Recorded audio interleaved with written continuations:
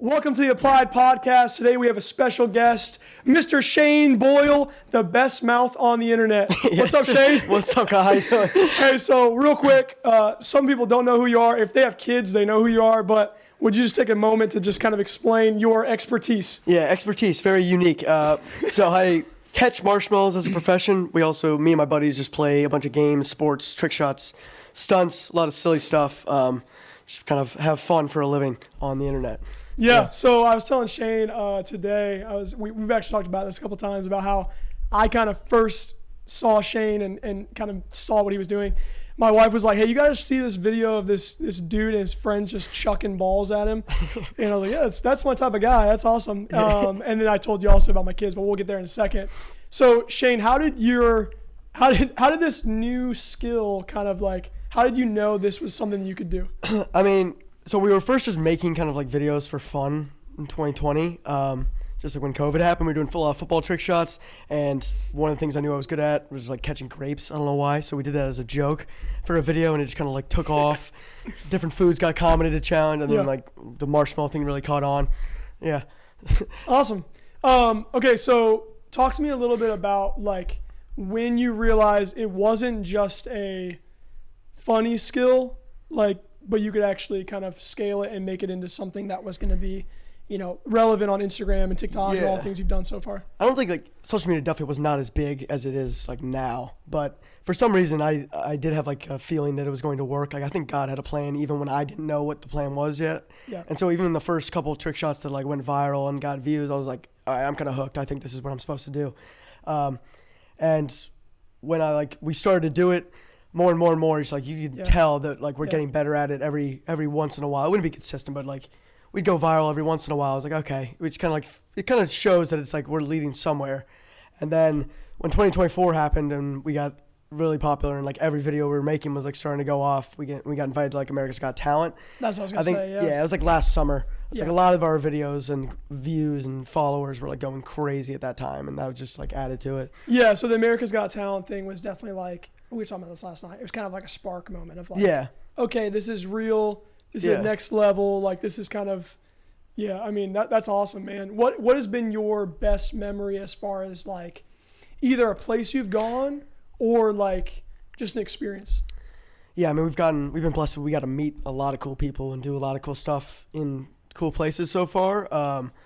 Probably some of our top, I mean, America's Got Talent, just because that was like one of the first big trips we went on, and that whole experience being on TV and getting all the behind the scenes, like that was pretty awesome to be a part of, and it going well. That was pretty awesome. First time in like California. I would say some other moments were like, we got to do stuff with like Arch Manning in Texas, which was crazy. Our first like youth group stuff is awesome to be a part of it because we like broke Guinness World Records. We did like a whole performance. But honestly, I think that's where like we started wanting to do more stuff for churches and for our youth group, because we're big Christians. But doing those type of events, like they've all been fun. But when we started doing the church events, it was like watching that many middle schoolers like worship Jesus at the same time, and we're just kind of like in the background and we're like watching that. It was like, oh, this is way more fulfilling than like the stuff we're doing previously. Yeah, I would say speak to that dichotomy for a second of like, okay, so you're doing multiple, and I know this, but maybe our viewers don't, like you're doing a lot of different things, right? Like you're doing some youth group stuff, but then you're also doing like Red Bull in Philadelphia or like F1 in Miami or all these crazy things. So speak kind of to the, I guess, balancing those things of like going for some of these name brands and then also doing like church events. Yeah, I think it's just like really important, just like, that's why it's important to have like a tight group of friends and family around you to like keep you humble and like stay who you are no matter what like area you're in. You can be the light of Jesus no matter where you're at. Yeah. So, and obviously we're meeting a lot of cool people. We get along with people everywhere. It's just kind of like, I guess when we're traveling to these places, we have to like be careful of like who we're hanging out with and what we're doing, and but we can like be the light everywhere we go and just use our story to do that wherever. Even at Waltz. Yeah, even at Waltz, seafood. Spot at Waltz, and then I think you told them about Friday's event, so maybe they'll be there. Yes, sir. But I guess more like specifically, like how are you making the decisions? Because I'm sure like a lot of churches are reaching out at this point. Yeah. So how are you making the decisions between like, okay, I've got like a church reaching out and I've got like F1 in Miami reaching out? Like, are you are you like, how are you making those decisions? Like where to go? Is there a balance there? Like how are those decisions being made? Yeah, there's definitely a balance to it. I mean, I think we just talk about and pray about it, like based on our schedule. Luckily, they haven't had like a lot of stuff like that's gotten like in the way of. So we've been able to do like a little bit of both. But we're definitely trying to do more of like the live performance and telling our story. Like it was pretty crazy, because we talk about our faith like here and there. We post scripture and stuff. I think we just wanted to show our personalities more and wanted to talk about our faith more. And as we started like talking about that and praying about that, it was like almost instantly we're like, we got like invited to do it live in front of thousands of people. We're like, this is kind of crazy. We don't even like, we were just talking about like putting up some stories and talking about it. And now we're doing it live on like shows in front of kids and getting to meet them. I was like, that's pretty awesome.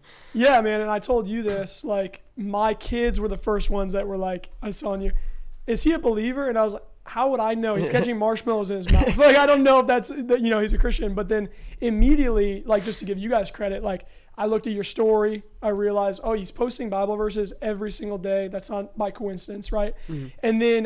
And then, like, you getting to this point, you know, with us and being here at Bedrock, like, I had seen one of those other I saw the Cincinnati video of you breaking a world record at church. And I thought of the possibility of you coming. And then kind of we built a whole, basically our issue was our last day of kids camp was always like low numbers. Mm-hmm. And we'd always try to make it bigger numbers. And I was like, man, what if we brought in a dude like Insane Shayne? We could tell the gospel, he could tell his testimony, but then also it could create a buzz. And I was like, yeah, let's just do it at church. And like, we'll bring in a couple hundred people.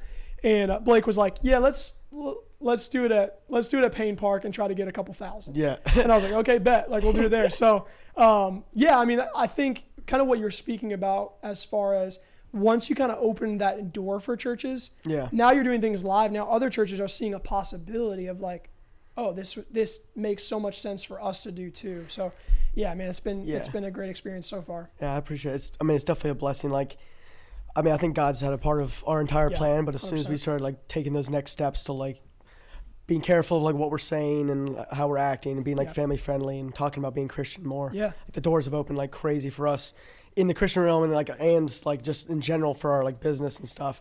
And that's like one of our main goals. You've seen them both like kind of explode. Yeah, just like it's awesome. As soon as we've talked about it more, I think we've like just gotten better at everything. And it's like if that's where we're like, if we're pointing towards Jesus, like I think he can lead the way for sure. More perspective, more focus on like, we were talking about this even at lunch about like whatever your demographic is that you're trying to reach, like that's who you're going to reach as far as like, that's who you're going to get to come up and talk to you and all those things. So the fact that you're focusing on Christ, that demographic has changed slightly for you guys. Mm-hmm. You know, I think in the beginning you were saying like, we were a little more reckless, we were a little more like whatever, but now it's like your focus has changed. So it's awesome to see that, you know, the Lord's just kind of rewarding that. Yeah. And I think it's maybe in the beginning, like I did think it was God's plan, but it was also like, I think maybe we're pointing more back at ourselves and like, oh, we want to do this because it's going to be fun and like money and like, whatever. But now it's like, that stuff's cool. But like now we're focused on like, I think the overall reason we have these very unique gifts is to point it back to Jesus and like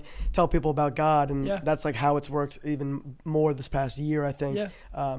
And if you're focusing on God and you're focusing on other people and not you, it's pretty crazy that it also helps you at the same time. Right.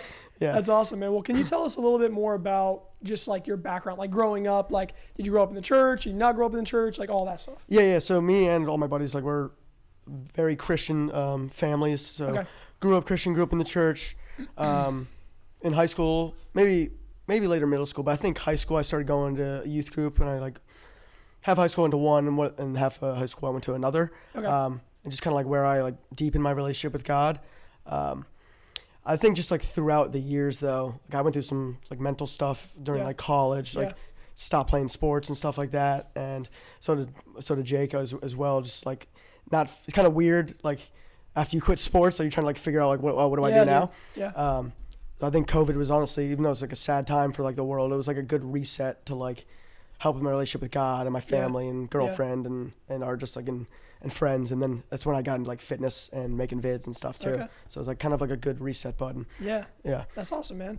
Can you tell us a little bit about, so you've gone into this a little bit, but I guess more specifically, like, can you tell us how kids ministry and then specifically like youth ministry, both of those, you can shout out your youth pastor. You shout out your kids pastor. Like how did that shape. We were talking about this today at lunch of like the 4 to 14 window and how you only have this limited time to kind of shape kids' worldviews, and then that worldview that is shaped is kind of going to continue with them. And so just kind of give us some perspective of how your worldview was kind of shaped. Yeah, I went on a mission trip that was in the U.S., and then I went on like a couple like retreats and stuff, and it's like you're doing a lot of fun stuff, you're hanging out with your friends, but you just feel, I think Jesus gives you like peace and like freedom, and like you want to like be in that environment. That's just kind of how I felt when I was in those environments. It was like you start to create an actual relationship with Jesus. And I was my youth group pastors like Devin and Gage and Tharp, Devin Tharp. Okay. Gage Thompson. Someone's like, I'm Devin. Shane's calling me out. No, Devin, he's not calling you out. And one of our like Christian mentors, Clint Hudson. Okay. He's like talked to us about, this is also in high school. He's like one of our like team chaplains. Okay. He talked to us about like finding your identity not in sports or anything else, but find your identity in Jesus. And it's like, you try to understand that when it's happening, but like, you don't truly understand it until you're like out of sports and out of 100%. Whatever you're handling with. But I think it was just a big impact because, I mean, obviously you're hanging out with a bunch of people that just want to show you love and show that they care about you. You're around your friends and your buddies and people that are like just speaking truth and life into you. So a lot of that stuff definitely helped me like build a foundation for I think it just helped me like when I was going through the struggles later on, like at least I had something built up. Like I know I could rely on this, even though I didn't know everything at that point either.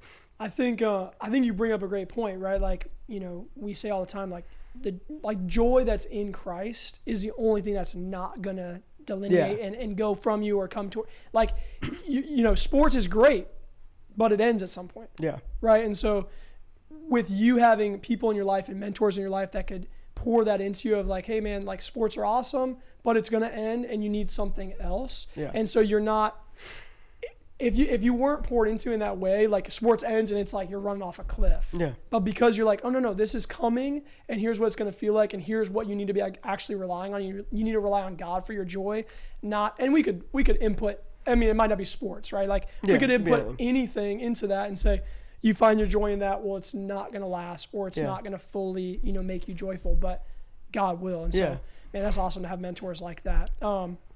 Before I have a couple more questions, but I just want to make sure, like the people in the background, we have a marshmallow ready because marshmallow's going to come on here at some point and get caught.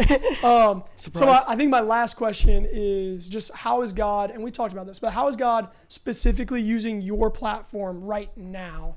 Yeah. And I know we've said kind of in the past year, you felt like it's ramping up both in the way you're able to use it and just like popularity and clicks and all that stuff. I guess maybe what's like the next step? Like what are you guys trying to do, you and Jake and Speed and all you guys, like what are you guys trying to, I guess, create now for the future? Yeah. So I think it's kind of just continue to grow what we're doing right now. I'm actually bringing on one of the team chaplain to our team to like help us connect with different churches and Christian events, Christian music and stuff like that. So kind of be like someone who's in that space that knows how to talk and to those people and connect with them more. So we're looking to do that more often and kind of like possibly going like, I don't know, about tours or like music things, like Christian music, like entertainment or that's awesome.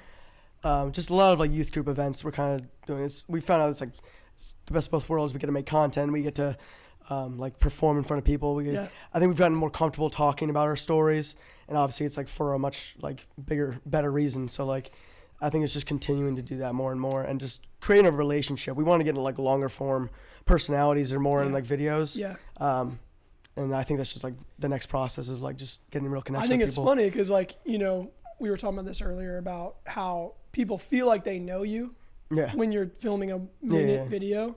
And so, you presenting the gospel tomorrow night, like it will go so much farther than what I can do. Like I can present the gospel super clear, but if Shane Boyle preaches the gospel or tells them his story or his testimony, like it just goes so much farther because of that. So I think, you guys are definitely on right page as far as like, let's make longer videos where people can learn who we are even more and we can give that testimony even more.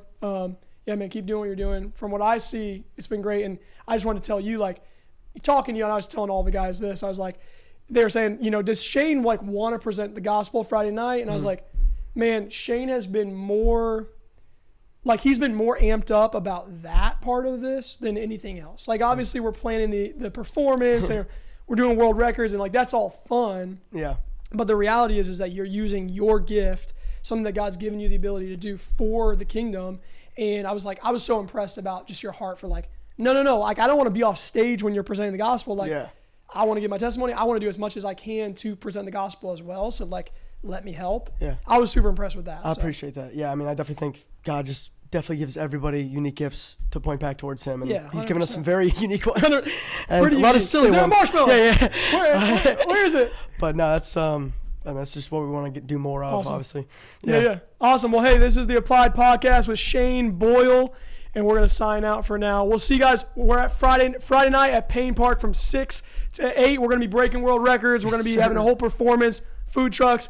You don't want to miss it. See you guys there. Let's go.